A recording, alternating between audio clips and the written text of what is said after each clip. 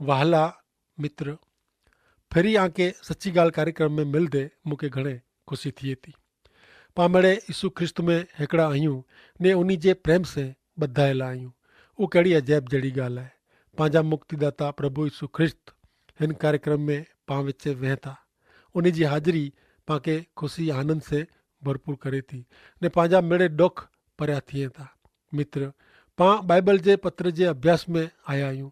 पाड़कीय पत्र में एतिरे हिकु सेवक जेको समाज मंडल में सेवा जो कमु कयूं था, उन्हीं के जेको संत पाउल पत्र लिखे में उन पत्र विभाग में पाण आया आहियूं ने उहो प्रेसित जे लखल पहले पत्र में पाण नेरियो हो कि ॿिए पत्रकर्ता हिन पत्र जो संबोधन कीक अलॻि जाए। संत प्रेरित पाउल पिंड के प्रभु यीशु ख्रिस्त जी आज्ञा से प्रेसित थયેલો लिखाए थो। पाण ईश्वर जी इच्छा ने ईश्वर जी आज्ञा हिन ॿोए विच जो तफ़ावत पण नेरियो हो। पाण नेरियो हो कि वजन ॾिनल मङे था कि ईश्वर जी कृपा जी सत्ता ॾिनो हो। वरी पाण उहो पण नेरियो हो केंद्र स्थाने आहे ने उहो प्रभु यीशु ख्रिस्त जे व्यक्तित्व साथे थिए थो प्रभु जो वाहलो। पाण नेरियो हो कि संत पाउल के पाइण से मारे में आयो हो ने उहो जाणे मरण में जा जीरो थियो आहे। पोइ शंकाशील तिमोथी प्रभु जो स्वीकार कयईं, पाउल जो मजबूत अनुयायी बनियो हो। वरी पाण टे शब्द प्रेम दया ने कृपा जी त्रिएकता विषय पण ॻाल्हि सोई हुई। ईश्वर पाण ते प्रेम कयो ने पाण ते दया करीने उन जी कृपा से पंहिंजो बचाव कयो। पंहिंजे ख़ासे कम से न पण प्रभु यीशु जो स्वीकार करे से ज पंहिंजो उद्धार थिए थो। पाण ज उन्हीं के प्रभु चऊं था त पाण खे प्रभु जी आज्ञा पण पाराई खपे। पाण अॻियां निरियो तिमोथी के पत्र स्थानिक समाज मंडल जे विश्वास ने आचरण में संबंध रखे थो। आंजो आचरण ख़ासो वे ऐं अगाऊ आंजी मान्यता पण ख़ासी हुअणी खपे। खोटो वीचारी योग्य करणु उहो अशक्य आहे। जे कोई ड्राइवर बारी में जा हथ ॿाहिरां कढे त बारी ओगाड़ी आहे एतिरो ज पाण ॼाणी सघो। उहो ॾाबी बाजू वताए जमणी बाजू वताए ने जमणी बाजू वताए ने ॾाबी बाजू वरे त उहो किथे वरे वारो आहे इन जी ख़बर पए नथी। खोटो वीचारी केतिरा ख़ासो वीचारे थो उहो ॾोख जहिड़ी बाबति आहे। लोक लंबो टाइम उहो हले नथो। संत पाउल टेई कलम में खोटे सिद्धांत विषय चेतवणी ॾिए था। पहलो तिमोथी के पत्र पहलो अध्याय ने टेई कलम सुनो। मकदोनिया वने टाणे आऊं तोखे विनंती कई, इन प्रमाणे तू एफेसस में रह, अहिड़ी मुंहिंजी इच्छा आहे। हुते केतिराक लोग खोटा सिद्धांत सेखारीनि था ने तोखे उन्हीं खे अहिड़ो करींदे अटकाए जी आज्ञा कई खपे। हिते संत पाउल तिमोथी के सूचना ॾिए थो कि खोटा सिद्धांत सेखारीनि था उन्हीं खे आज्ञा ॾिनी खपे। प्रेरित पाउल गलाती लोक के चवे कि ॿियो कोई शुभ संदेश न आहे। गलातिया प्रदेश में ॿियो कोई धर्म पारींदल ॿियो सिद्धांत सेखारींदा हुआ। सिद्धांत एतिरे समाज मंडल में ॾिने जो सिद्धांत। स्थानिक समाज मंडल जो शिक्षण कहिड़ो हुअणो खपे जेको शुरूआत में वे इन में फेरफार करे वग़ैरह जो शिक्षण। 50 में जे ॾींहुं उहो प्रेसित जे शिक्षण में उहो चालू रहियो। उहो समाज मंडल जे 4 लक्षण में जा जो लक्षण हो। पहलो नेरियूं त प्रेसित जो सिद्धांत, ॿियो संगत, टी बाबत प्रार्थना ने चौथी बाबत अचे थी प्रभु भोजन। दृश्य समाज मंडल जे योग्यता जी ही छाप आहे। जो स्थानिक समाज मंडल प्रेसित जा सिद्धांत स्वीकारी न वे त उहो सच्चो समाज मंडल नथो बनी सके। ऐं ॼाणा थो कि बाइबल जे अलॻि अलॻि अर्थ जे कारण केतिरीक बाबति में मेणी जॻह ते सम्मति न आहे। संत पाउल हिते चवनि था कि उहो तिमोथी के एफेसस में रखे में। एफेसस घणे ख़ासो शहर हो। संत पाउल हिते वधू रहियो हो। इन जी वॾी धर्म सेवा पण हिते ज हुई। प्रेसित पाउल तिमोथी के चए थो कि उहो एफेसस के लोक के जणाए थो कि उन्हीं के ॿियो कोई सिद्धांत सेखारिजो न आहे। समाज मंडल जो सिद्धांतिक शिक्षण ख़ासो न वे त समाज मंडल में कीक खामी हुअणी खपे। इन में गमे एतिरी आगेवान वडील पाड़क सेवक गायन टोरी कि बच्चे जी रविशाला हल्दी वे मिड़े बरोबर वे पण इन जे शिक्षण सच्चो हुअणो खपे। शिक्षण त प्रेसित जो ज हुअणो खपे। हाणे चौथी कलम न रहियो पहलो तिमोथी पहलो अध्याय ने कलम 4। उन्हीं के जणाए कि उहो दंत कथा क वंशावली जी लंबी यादी ते ध्यान न ॾिए, कारण इनसे ता फक्त वाद विवाद ज थिए था ने विश्वास से ईश्वर जो इरादो पूरो थिए तो ऊ थिए नथो। एफेसस उन ज़माने जा रहस्यवादी धर्म जी धरती हुई। उन वॾे शहर में हांड्रियान जो मंदिर हो ने देवी डायना जो घणे वॾो मंदिर हो। ऊ मिड़े ज देव देवी एफेसस में हुआ। ऊ मिड़े देव देवता दंत कथा मथे आधारित हुआ। एफेसस जा विश्वासीअ के हिन दंत कथा मथे विश्वास करे जो न आहे, अहिड़ो संत पाउल हिते जणाइनि था। कदाच प्रसिद्ध पाउल दंत कथा विषय चए था तॾहिं हू फिलो ना जे तत्व चिंतक जी फिलसुफी आधारे चवंदो हुए, अहिड़ो लॻे थो। फिलो प्रख्यात यहूदी हो। हू झूने करार में घणे दंत कथा घुसाड़े जो प्रयत्न कयो हुए। वंशावली जी लंबी यादी दंत कथा समझेला पण ही वंशावली वरी कोरो अहिड़ो शिक्षण पण ॼाणीतो हो। समाज मंडल उता यहूदी धर्म मिजा फुटल फणगो आहे। हिकिड़ी वंशावली मिजा ॿई वंशावली अहिड़े प्रकार जो शिक्षण इज़राइल जे समाज मंडल जे स्थान विषय गैर समझ उत्पन्न करे थो। वरी ऑन टाइम में ग्रीक तत्ववेता अहिड़ो शिक्षण ॾींदा हुआ क मानव सृष्टि जा सर्जनहार ईश्वरनु नीचे जी पायरी में अचे था। उहो अहिड़ो सेखारींदा हुआ क देवी केंद्र में जा केतिरा किरण निकिरनि था। सर्वोपरि ईश्वर हिकिड़ा मनुष्य जी रचना कयो ने ॿिए जो सर्जन कयो। हू त्रेके ने ई त्रियो चौथे के छेवर सुधी उत्पत्ति थींदी रही।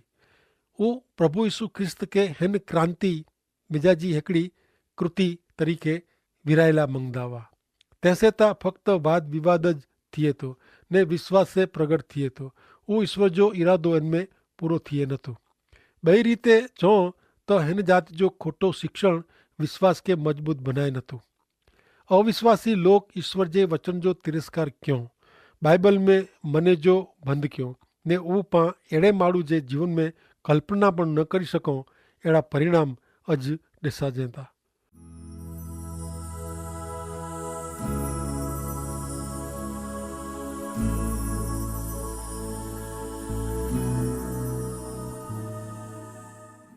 पहलो तिमोथी पहलो अध्याय ने कलम 5। हिन आज्ञा जो हेतु शुद्ध हृदय, चोखी प्रेरक बुद्धि ने सच्चे विश्वास से प्रेम पैदा करे जो आहे। प्रेरित संत पाउल फेरी थी जवान तिमोथी के लिखंदे टाणे घणे पाए जी मजबूत विषय ने बाबत विषय जणाए थो। शुद्ध हृदय में जा प्रेम पैदा करे जो हेतु संत पाउल जणाइए था कि समाज मंडल में शिक्षण जेको ॾिने में अचे थो इनसे शुद्ध हृदय जो प्रेम उत्पन्न थियो खपे। शुद्ध हृदय पंहिंजे झूने करार जे स्वभाव विरुद्ध आहे। इन जो अर्थ उहो माण्हू थिए कि जंहिंखे यीशु प्रभु में न्याय लेखे में आयो आहे। हाणे उहो पवित्र आत्मा जा फल पैदा करे थो। इन जो हिकिड़ो फल प्रेम आहे। स्थानिक समाज मंडल में मित्र 3 लक्षण ॾिसणा खपे। पहलो आहे विश्वास, ईश्वर में ने ईश्वर जे वचन में विश्वास। ॿियो लक्षण आहे प्रेम। प्रेम उहो कोई हमेशा मोसे चइजी वस्तु न आहे, उहो त ॿिए सक्रिय लागणी आहे। इन जो अर्थ अहिड़ो आहे कि ऐं लोक विषय खोटी ॻाल्हि न करियो ने नुक़सानु न पहुचायो। ऐं हिकिड़ी अहिड़ी व्यक्ति विषय ॼाणा थो जेको पंहिंजे धर्मगुरू जी सेवा तोड़ीने पाड़ेला मिड़े प्रयत्न कये वें। हिकिड़ी वस्तु आहे कि इन जा धर्मगुरू इनखे बाइबल जो शिक्षण ॾिनो न हुयो। अहिड़ो धर्मगुरू सच्चई इनखे शिक्षण ॾिनो हो त पण उन ते अहिड़ो आरोप रखियो हो। सच्चई उहो माण्हू प्रेम विषय ॻाल्हि करींदो हो। कहिड़ो ढोंग! प्रेम कोई ॻाल्हि करे जी वस्तु न आहे, उहो त व्यवहार में ॾेखारे अचे। विश्वास समाज मंडल जे जीवन में जीरो ॾेखारियो खपे ने प्रेम समाज मंडल जे ॿाहिरां जे जीवन में हुअणो खपे। विश्वासीअ खे हिकिड़ी संस्था ने समाज मंडल जे अधिकार जी ज़रूरत हुए थी। समाज मंडल जी व्यवस्था बिशप आधारित का लोकशाही आधारित जी का ॿई जात जी वे इनसे घणे फ़र्क़ु पए नथो। जो विश्वास ने प्रेम जो अभाव वे त उहो धर्मशाला वधू कीअं न आहे अथवा कोई धार्मिक क्लब जहिड़ो उहो प्रेम विश्वास ॾेखारींदा वे त समाज मंडल जी व्यवस्था से कोई ख़ासि फ़र्क़ु पए नथो। समाज मंडल जो स्पष्ट लक्षण आहे प्रेरक बुद्धि, जेकी आउं उहो मञा थो कि खासे विश्वासी ला पण कीअं खासो मार्गदर्शन नाहे, छतां विश्वासी वटि चोखी प्रेरक बुद्धि हुअणी खपे। ऐं राति जो सुम्हो तॾहिं आजे रोज़ जे कम ते वीचार कर्यो, तॾहिं आंखे कई कई बाबति ख़ासी लॻी। लागनीशील आत्मा वे उहो हरेक विश्वासी लाइ ख़ासी ॻाल्हि आहे। हिकिड़ी व्यक्ति रूंदे रूंदे मूंखे चए कि राति जो मूंखे जरा निंदर आवे ई न। आउं उनखे थोरा शब्द सुणाया, तंहिंसे पण उहो घणे ख़ासो वलण आहे, पण मूंखे ॾुख थिए थो कि ऐं मूंखे माफ़ करी ॾियो। केतिराक लोग सचा ने खोटे विषय जी पंहिंजी लागणी सां विञाए वेठो वञो। प्रेसित संत पाउल चवनि था कि स्थानिक समाज मंडल जा विश्वासी ही त्रोय ख़ासा कृपादान एतिरे क प्रेम, शुद्ध हृदय ने विश्वास पंहिंजे कम में प्रगट कया खपे। हाणे अॻियां नेरियूं छठी कलम संत पाउल जो लखल पहलो तिमोथी के पत्र 1 अध्याय ने कलम 6। केतिराक माण्हू ही बाबति चुकी विया आहिनि ने अर्थ वग़ैरह जी चर्चा में पिया आहिनि। हिते अर्थ वग़ैरह जी चर्चा एतिरे नकामी ॻाल्हियूं, ख़ासा शब्द ने अलंकारी भाषा। केतिराक अहिड़ा लोग वें था जेको अञा खोटा वखाण कयूं था, मखण चोपड़ीअ था, आगे छाबासी ॾिए था, पण उहे लोग नकामा आहिनि, ख़ाली ॻाल्हियूं करे वारा। 1 तिमोथी 1 अध्याय ने कलम 7 सुनो। वो नियम शास्त्र जा शिक्षक बनेला मंगे था, पण उन्हीं पंहिंजी ज ॻाल्हियूं ने जिन बाबति विषय वो खातिरी से बोले था उज उ सम्झे नथा। संत प्रेसित पाउल हिते सीधी ॻाल्हि कई था। उ चोखोट कई था कि केतिराक लोग खोटो शिक्षण ॾिए था ने वरी घणे खातिरी ॾिए था।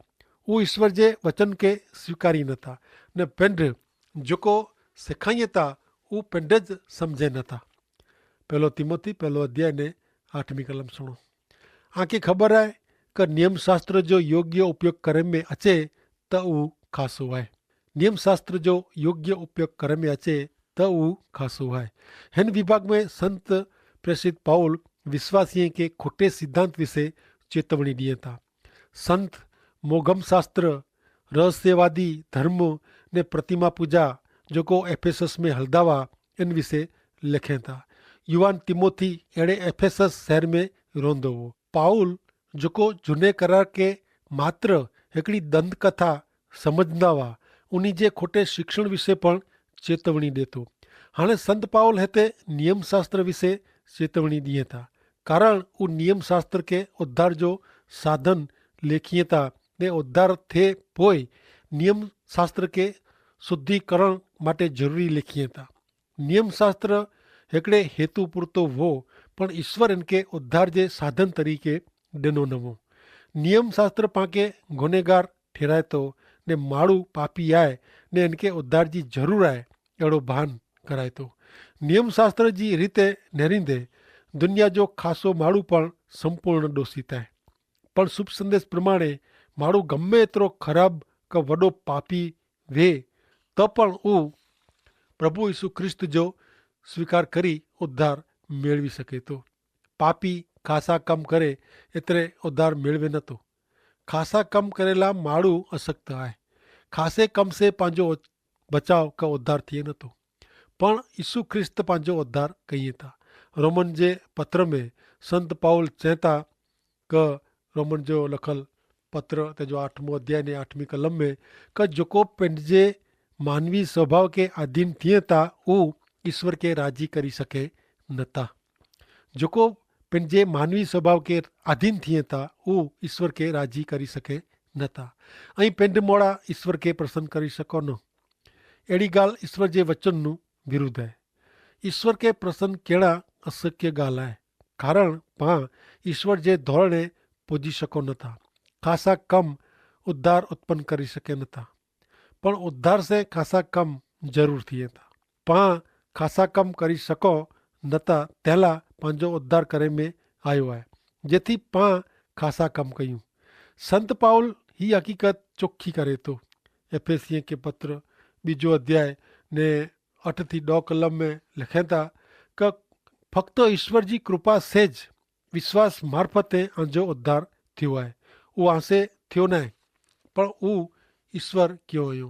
तंहिंला इन में मुड़साए करे जहिड़ो कीअं न आहे, कारण उहो आंजे प्रयत्न जो परिणाम न आहे।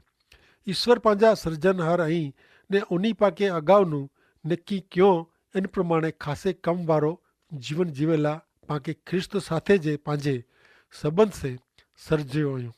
जब आ नियम जो योग्य उपयोग कयूं तो नियम खासो आहे उहो पाण जाणो था। नियम ईश्वर जी इच्छा प्रगट करे तो नैतिक मूल्य तरीके नियम खासो आहे, पण उद्धार मेळवेला उहो नकामो आहे। नियम पाप के बचाई सके नथो, उहो इनके सुधारी सके अथवा खासो पापी के इन जे पाप जो भान कराई सके उहो इन जो हेतु आहे। नियम खासो माण्हू बनाई सके पण खासो माण्हू उद्धार मेळवे वगर जो पण होई सके। पण उद्धार मेळवेल माण्हू उद्धार जी खातरी से खासा कम कर्या ज करे तो। खासा कम करे वारो उद्धार जी खातरी ने यीशु ख्रिस्त जी सत्य ईश्वर जी ओळखाण से खासा कम थिए था, कारण इनमें ईश्वर जो पवित्र आत्मा कम करे तो ने वो समानता से धोरणे खासा कम करी सके तो। इनमें कोई इन जो हेतु बदिरादो क खराब दानत वे नथी, पण खासा कम इनके उद्धार मिलियो आहे तैसे वो करे तो ने तैसे ज इनसे खासा कम थिए था। अचूं पा प्रार्थना कयूं। दयालु परमेश्वर पिता, असीं जो आभार मनियूं था क असांखे आंजा पुत्र प्रभु यीशु ख्रिस्त मार्फते उद्धार जी खातरी मिले थी। असीं यीशु पिता यीशु के ओळखे वगर जेतिरा पण खासा कम कयूं था इनसे असांजो उद्धार थिए वारो न आहे, पण असीं प्रभु यीशु वटि अचूं, उन्ही के ईश्वर पिता असांजा पाप जी माफ़ी असांखे मिले उन्ही मार्फते ने असीं के उद्धार जी खातरी थिए थी, तॾहिं ज असीं खासा कम करी सघूं था। तंहिं माटे ईश्वर पिता असांखे ज्ञान बुद्धि ने सम्झणु ॾियो क उद्धार मेळवे पोइ ज खासा कम थिए था ने उहो त प्रभु यीशु ख्रिस्त मार्फते ज थी सघे थो, कारण ईश्वर पिता पाप जी माफ़ी ॾिनल आहे अने माण्हू जो उद्धार थिए तंहिं लाइ पंहिंजो रक्त वुड़ायो आहियूं। ने अॼु केतिरा पण माण्हू प्रभु यीशु ख्रिस्त वटि अचनि था, उन खे मन में ख़ातिरी थिए थी कि सच्चाई असांखे उद्धार जी ख़ातिरी मिली आहे ने असांखे ईश्वर मार्फते असांजे पाप जी पण माफ़ी मिली आहे।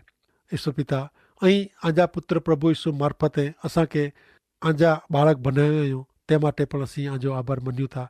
आंजा वचन जेको असीं सिखियासीं उहो पण असांखे घणे जीवन में कमु अचे ने असीं ईश्वर पिता उद्धार मेळवीने खासा कम करी सघूं। तंहिं माटे असीं ईश्वर पिता प्रभु यीशु वटि अचीने आंजा आध्यात्मिक बाळक बनो, अहिड़ी कृपा ने दया असां मथे करी जा कि जेथी करीने असीं समाज में न पण सॼी दुनिया में ईश्वर पिता खासा कम करीने असांखे उद्धार जी ख़ातिरी मिली आहे, इहा असीं पिंड अनुभवी सघूं। तंहिं माटे असां मिली के ज्ञान बुद्धि ने ॾापण ने मुक्ति जी ख़ातिरी ॾिजा। असांजी प्रार्थना असांजा तारणहार यीशु प्रभु जे नाम में सुणो ने मान्य करियो। आमीन।